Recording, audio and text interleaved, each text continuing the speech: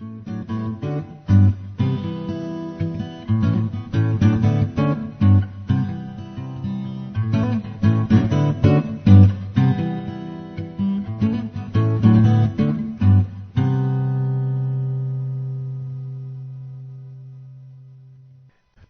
and Tabari. There were 12 of us, and we pledged ourselves to the prophet in the manner of women that was laid out before war was enjoined.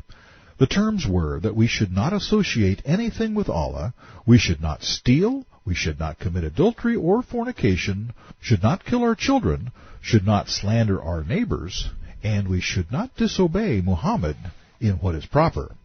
If we fulfilled this, we would have paradise, and if we failed, Allah would punish us in hell. This became Quran 60:12. Chronic post-dating aside, in these two sentences we have come upon more religious substance than has been provided in all of the Islamic scriptures thus far.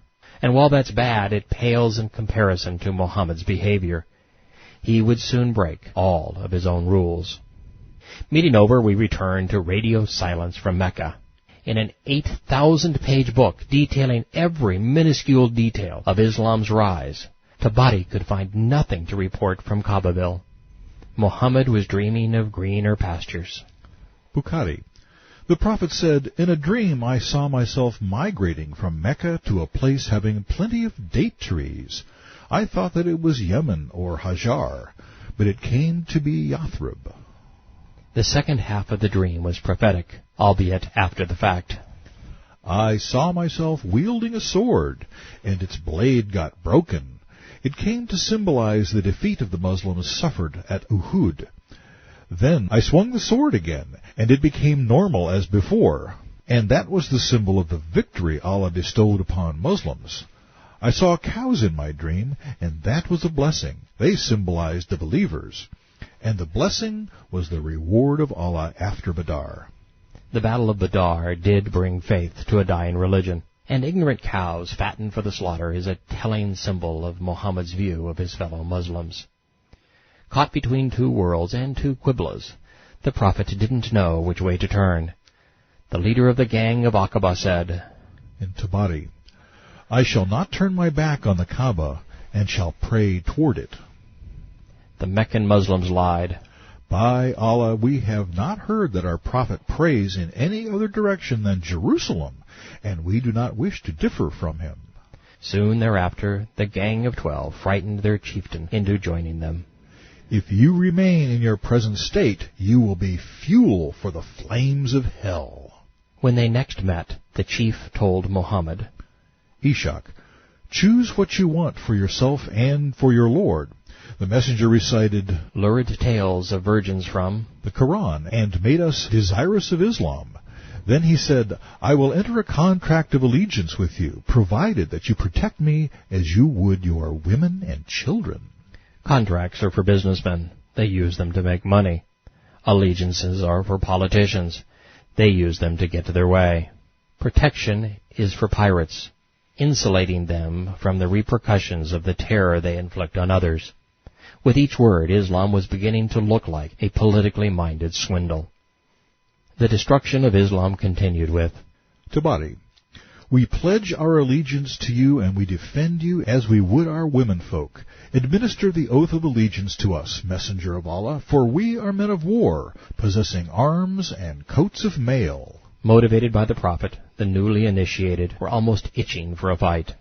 "O Messenger, there are ties between us and the Jews, which we shall have to sever.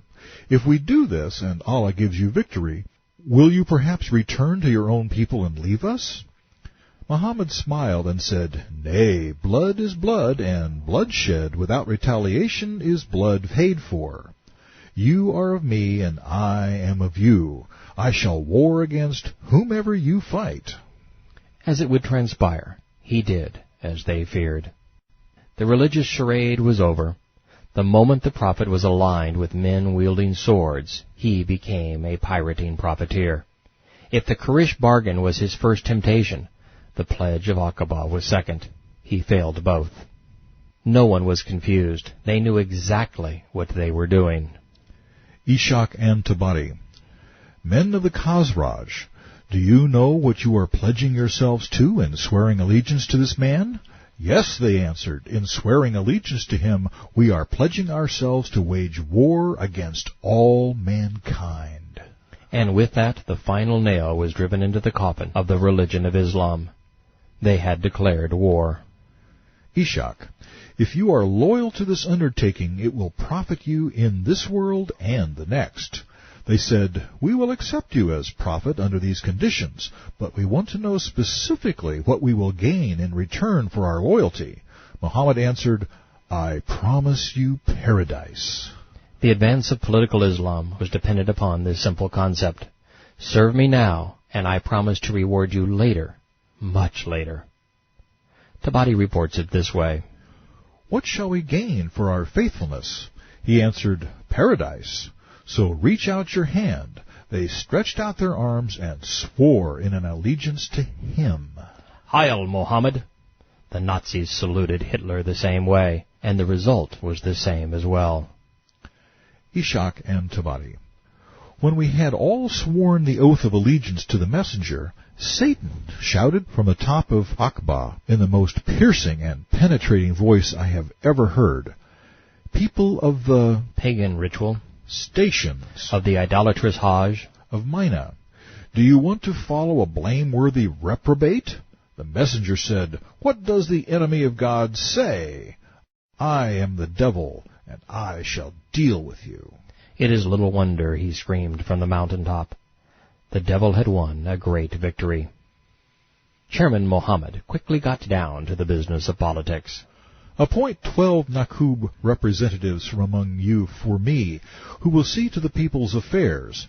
They appointed 12 representatives, 9 from the Khazraj and 3 from the Aus.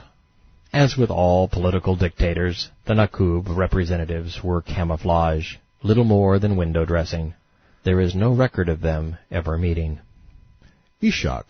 The following morning, Quraysh leaders came to our encampment saying that they had heard that we had invited Muhammad to leave them, and that we had pledged ourselves to support him in war against them. Thereupon, members of our tribe swore that nothing of the kind had happened, and that we knew nothing of it. Lying was the first thing these Muslims did after pledging to war against all mankind. There is an important lesson here, one our politicians and media are missing. Tabari. When the Quraysh came to recognize what had really happened, they urged one another to torment the Muslims and treat them harshly. After all, Mohammed had just upped the ante, moving from a war of words to a clash of swords. The Muslims suffered great hardship. And that's because, in Tabari, those present at the oath of Aqabah had sworn an allegiance to Muhammad. It was a pledge of war against all men. Allah had permitted fighting. Jihad was born.